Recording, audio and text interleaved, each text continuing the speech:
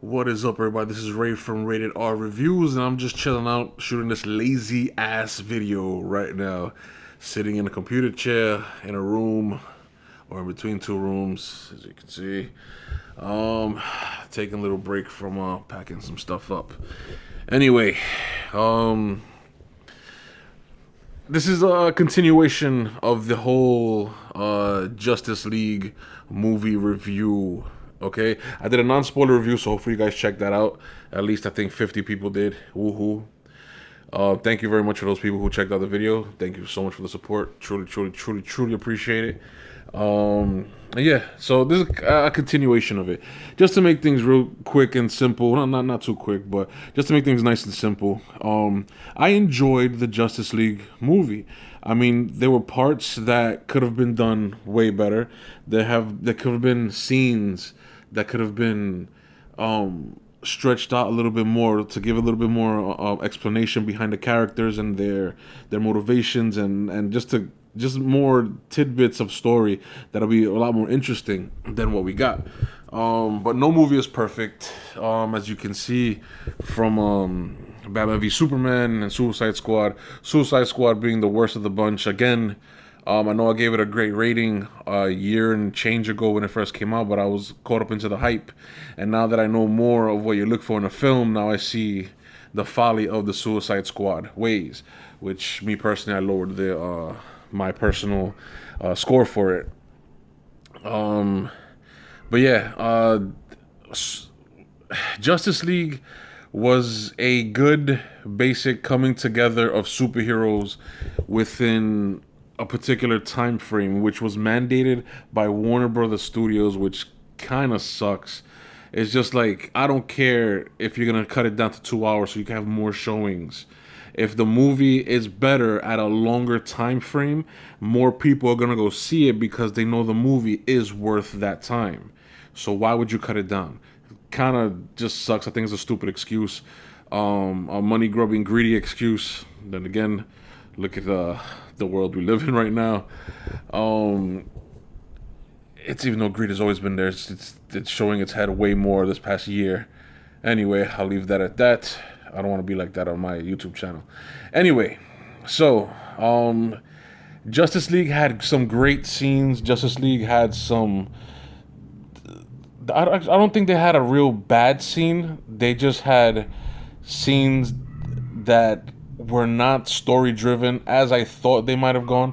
All right, so I'm gonna break it down real quick for you guys, or I'm gonna break it down very honestly for you guys.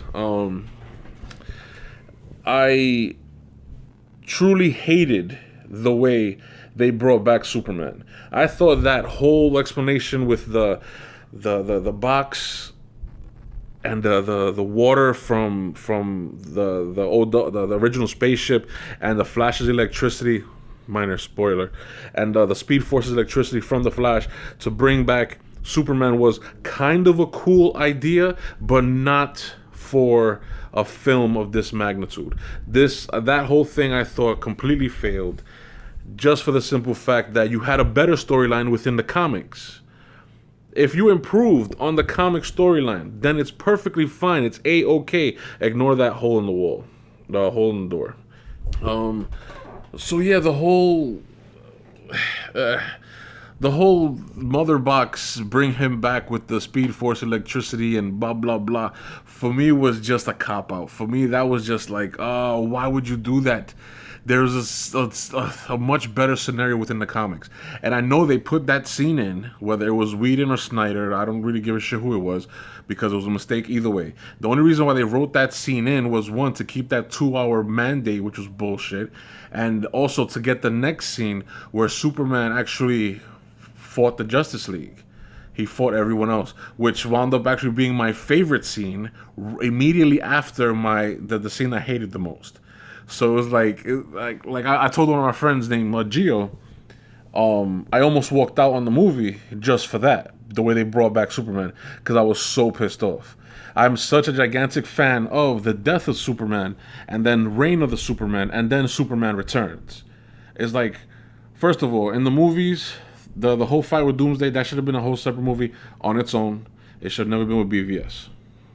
Batman v Superman should have been their own fight, their own thing, and that is it. And then it should have led into Doomsday.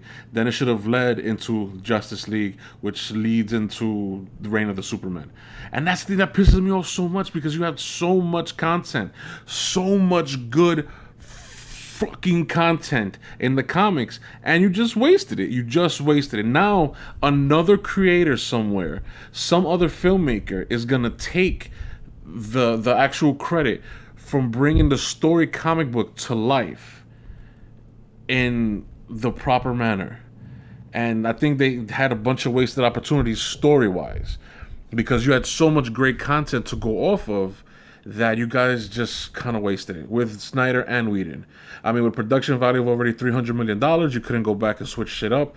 But I truly, truly hope the Blu-ray has the original theatrical version and then the better version. You know what I mean?